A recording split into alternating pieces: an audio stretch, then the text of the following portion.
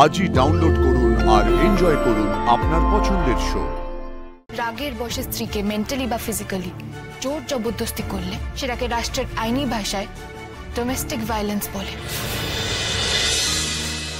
রোদ, আমার তোমার সঙ্গে দরকারি কথা ছিল। কাল আমার স্পেশাল ক্লাস আছে অ্যানাটমির, আর তাছাড়া পুলিশের কাছেও যাওয়ার আছে।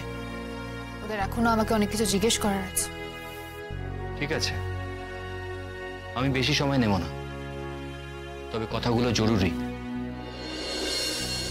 বলো। আচ্ছা, বাপি আজ আমাদের দুজনকে ডেকে নিজের বিরক্তির কথা না জানালেও তুমি কথাগুলো বলতে, যেগুলো এখন বলতে চাইছো। জানি না, তবে আমার এখন মনে হচ্ছে কথাগুলো বলা দরকার। বলো, শুনছি।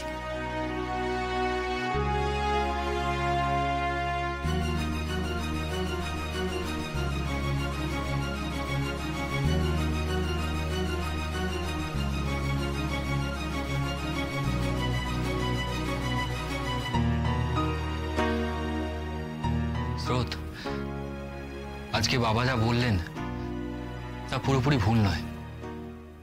আমিও তাৎক্ষণিক আবেগের বশে বিচার বুদ্ধি খুইয়েছিলাম, তাই তোমাকে বিশ্রী রকম সন্দেহ করেছি।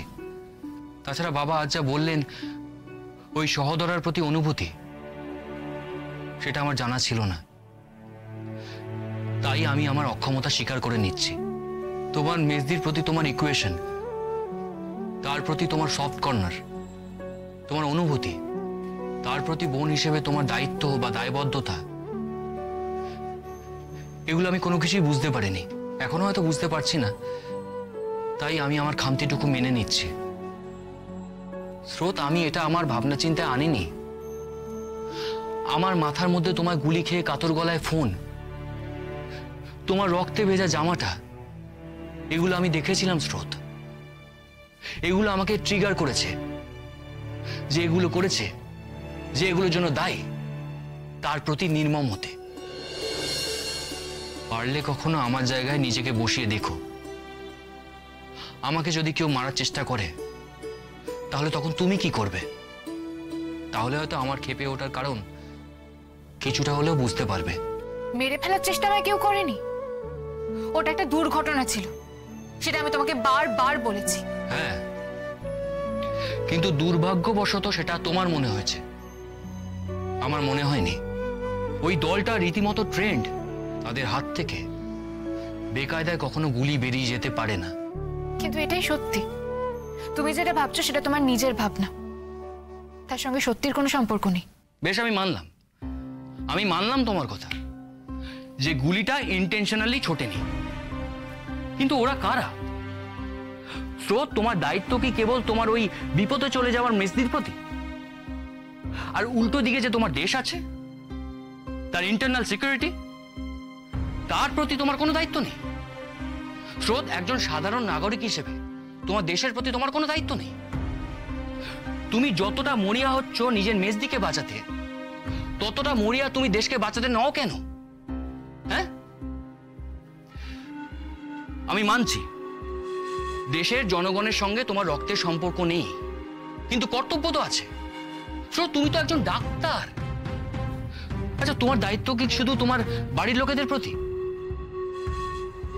তুমি ওইভাবে তাকিয়ে আছো কেন? আমি কি বলছি সেটা বুঝতে পারছো? না, আমি বুঝতে পারছি না। বেশ, তুমি কোন কথাটা বুঝলে না সেটা আমাকে বলো। কিছুই বুঝিনি আমি কোনখানে দেশের সাধারণ মানুষের প্রতি দায়িত্ব থেকে দূরে সরে এসেছি আমি সত্যিই বুঝতে পারছি না।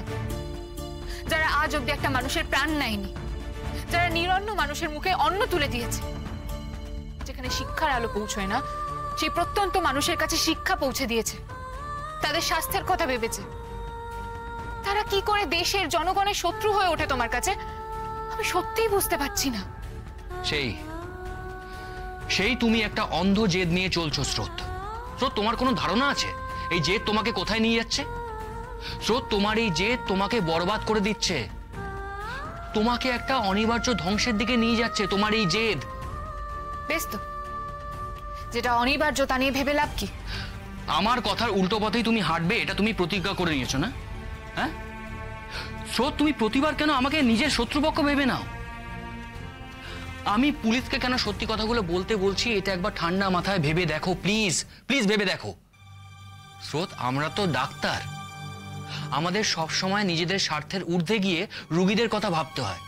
ঠিক তেমন ভাবেই নাগরিক হিসেবে আমাদের সেই দায়িত্ব পালন করতে হয়, তাই না? স্রোত, আমি সেটাই তোমাকে বোঝানোর চেষ্টা করছি, আর তুমি আমাকে সম্পূর্ণ ভুল বুঝছো। স্রোত, এটা কোনো সাধারণ কেস নয়। অনেকবার শুনেছি এই কথাটা, দেশদ্রোহিতার কেস। সেটার গুরুত্ব বোঝো? পুলিশ যদি এখন কোনো ধারায় তোমাকে জেলে ঢোকায়, তারপর কি হবে কেউ জানে না। স্রোত, তুমি হয়তো আর কখনো পৃথিবীর আলো দেখবে না। স্রোত, আমি তোমার ভালো মন্দ নিয়ে কনসার্ন। তোমার উপর কোনো বিপদ আসুক সেটা আমি চাই না স্রোত। স্রোত, আই কেয়ার ফর ইউ। শুনে ভালো লাগলো, thanks. Thanks for your concern সার্থক। আমি যদি বিপদে পড়ি, সেই বিপদটা আমি নিজেই ট্যাকল করার চেষ্টা করব, আর যদি না পারি তাহলে তুমি যেমন বললে আর কোনোদিনও পৃথিবীর আলো দেখবো না। দেখেছো, তুমি সেই দেখেছো কেমন একগুয়ে কথা বলছো? তুমি কেন বুঝছো না পুলিশ তোমাকে এত সহজে ছেড়ে দেবে না? তুমি পুলিশকে বলো তুমি পিয়ালবনিতে নীলাঞ্জনাকে আইডেন্টিফাই করেছিলে, আর ওই দলটাকেও আইডেন্টিফাই করাও। শুধু ওই রাতে ওখানে যাওয়ার ব্যাপারটা তুমি পুলিশকে বলো না, ওটা আমি আরো উপর মহলে কিছু বলে ম্যানেজ করে নেব। তুমি যদি পুলিশকে এই কেসটা সলভ করতে হেল্প করো, তাহলে পুলিশও তোমার ওখানে যাওয়ার ভুলটায় অতটা গুরুত্ব দেবে না। স্রোত, আমি কিন্তু পুলিশকে বলেছি যে তুমি সন্দেহ করেছো ওটা নীলাঞ্জনা ছিল, তুমিও তো তাই বলেছো। প্লিজ এখন এই বয়ানটা চেঞ্জ করো না, প্লিজ স্রোত, তুমি কোঅপারেট করো। স্রোত, তুমি বিপদের দিকে ছুটে যেও না, তোমার সারাটা লাইফ পড়ে আছে। তুমি তোমার ক্যারিয়ার, তোমার পড়াশোনাকে এইভাবে বিসর্জন দিও না। একটা ভুলভাল থিওরি মানা মানুষদের পক্ষে গিয়ে তুমি নিজের ক্ষতি করো না স্রোত। বিপদে পড়লে আমি একা পড়ব, তোমাকে আমি বিপদে ফেলবো, কথা দিচ্ছি।